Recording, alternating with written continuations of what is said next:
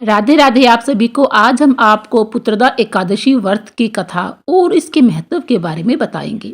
तो आइए हम शुरू करते हैं। पौष पुत्रदा एकादशी व्रत का महत्व। धर्मराज युधिष्ठिर भगवान श्री कृष्ण जी से कहने लगे कि हे भगवान, आपने पौष कृष्ण एकादशी अर्थात सफला एकादशी का महात्म्य बताकर बड़ी कृपा की है। अब आप कृपा करके मुझे पौष माह के शुक्ल पक्ष की एकादशी के विषय में भी बतलाइए। इस एकादशी का क्या नाम है तथा इसके व्रत का क्या विधान है, इसकी विधि क्या है, इसका व्रत करने से किस फल की प्राप्ति होती है और उसमें कौन से देवता का पूजन किया जाता है। कृपा आप यह सब विधान पूर्वक हमसे कहिए। तब भगवान श्री कृष्ण जी बोले, हे धर्मराज, आपका प्रश्न बहुत ही उत्तम है।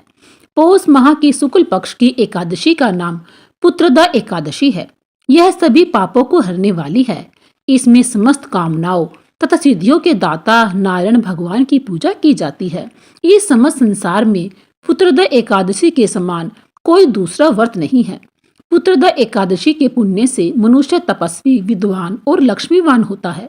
पुत्रदा का अर्थ है पुत्र देने वाली, अर्थात यह व्रत निसंतान लोगों को संतान प्रदान करने वाला है। पुत्रदा एकादशी का व्रत करने वाले मनुष्य को सुबह उठकर स्नान करना चाहिए। अगर आप संतान प्राप्ति के लिए यह व्रत कर रहे हैं तो पति पत्नी दोनों को यह व्रत करना चाहिए। स्नान के पश्चात पूरी विधि विधान से श्री नारायण हरि विष्णु भगवान की पूजा करनी चाहिए। यदि आप चाहे तो आप मंदिर में जाकर भगवान विष्णु जी की पूजा करें और प्रसाद चढ़ाएं। इसके पश्चात पूरी श्रद्धा भाव से पुत्रदा एकादशी की कथा को सुने और फिर भगवान विष्णु जी की आरती करें। पुत्रदा एकादशी के व्रत में रात्रि जागरण का विशेष महत्व होता है। हे राजन, अब मैं आपको पुत्रदा एकादशी की कथा कहता हूँ, सो तुम ध्यान पूर्वक सुनो। बहुत समय पहले भद्रावती नामक नगरी में सुकेतु नाम का एक राजा राज्य करता था। उसकी पत्नी का नाम शव्या था।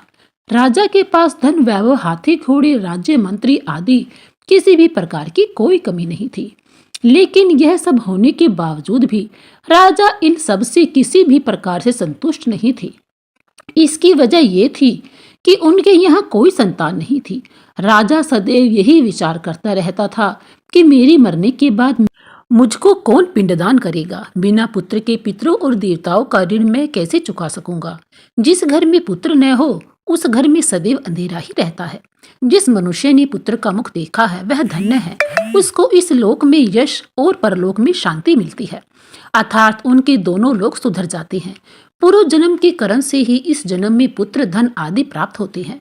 शायद मैंने पिछले जन्म में अवश्य ही कोई बुरी कर्म किए होंगे, इसलिए मेरे कोई पुत्र नहीं है। राजा को इस प्रकार से चिंता में डूबा हुआ देखकर रानी सेव्या भी हर समय चिंतित रहा करती थी। इस प्रकार राजा रात दिन चिंता में लगा रहता था। एक समय तो राजा ने अपने शरीर को त्याग देने का निश्चय भी किया, परंतु आत्मघात को महान पाप समझकर उसने ऐसा नहीं किया। और उसके बाद राजा ऐसा ही विचार करता हुआ अपने घोड़े पर चढ़कर वन को चला गया तथा पक्षियों और वृक्षों को देखने लगा। उसने देखा कि वन में मृग, सिंह, बंदर, सर्प आदि सब भ्रमण कर रहे हैं। हाथी अपने बच्चों और हथिनियों के बीच घूम रहा है। इस वन में कहीं तो गीदड़ अपने कर्कश स्वर में बोल रहे हैं, कहीं उल्लू ध्वनि कर रहे हैं। वन के दृश्य को देखकर राजा सोच विचार में लग गया। इसी प्रकार आधा दिन बीत गया। वह सोचने लगा कि मैंने कई यज्ञ किए, ब्राह्मणों को स्वादिष्ट भोजन से तृप्त किया, फिर भी मुझको दुख प्राप्त हुआ। क्यों? अब राजा प्यास के मारे अत्यंत दुखी हो गया और पानी की तलाश में इधर उधर फिरने लगा। थोड़ी दूरी पर राजा ने एक सरोवर देखा। उस सरोवर में कमल खिले थे तथा सारस, हंस, मगरमच्छ आदि विहार कर रहे थे। उस सरोवर के चारों तरफ मुनियों के आश्रम बने हुए थे। उसी समय राजा के दाहिने अंग भी फड़कने लगे। राजा शुभ सगुन समझकर घोड़ी से उतरकर मुनियों को दंडवत प्रणाम करके बैठ गया। राजा को देखकर मुनियों ने कहा, हे राजन, हम तुमसे अत्यंत प्रसन्न हैं। तुम्हारी क्या इच्छा है सो कहो।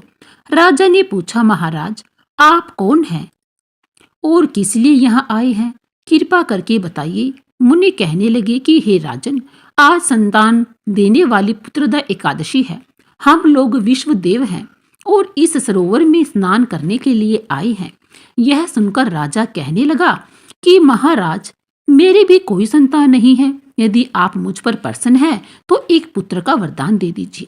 मुनि बोले, हे राजन, पौष शुक्ल पक्ष की एकादशी का नाम पुत्रदा एकादशी है। यह निसंतान को संतान प्रदान करने वाली एकादशी है। आप अवश्य ही पुत्रदा एकादशी का व्रत करें। भगवान की कृपा से अवश्य ही आपके घर में पुत्र होगा।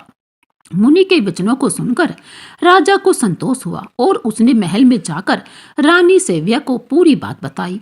और पुत्रदा एकादशी के दिन राजा और रानी दोनों ने पुत्र प्राप्ति की इच्छा से पूरी विधि विधान से पुत्रदा एकादशी का उत्तम व्रत किया और द्वादशी को उसका पारण किया।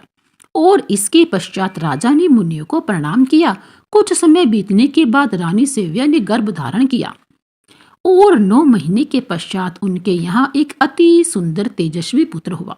वह राजकुमार अत्यंत सूरवीर, यशस्वी और प्रजापालक हुआ। अब श्री कृष्ण जी बोले, हे राजन, पुत्र की प्राप्ति के लिए पुत्रदा एकादशी का व्रत सर्वोत्तम व्रत है। यह उत्तम व्रत जो भी करता है उसे महान सुखों की प्राप्ति होती है। जो मनुष्य पुत्रदा एकादशी के महात्म्य को पढ़ता या सुनता है, अर्थात इसकी कथा को सुनता या पढ़ता है, वह संसारिक सुखों को भोग कर अंत में उसे स्वर्ग की प्राप्ति होती है।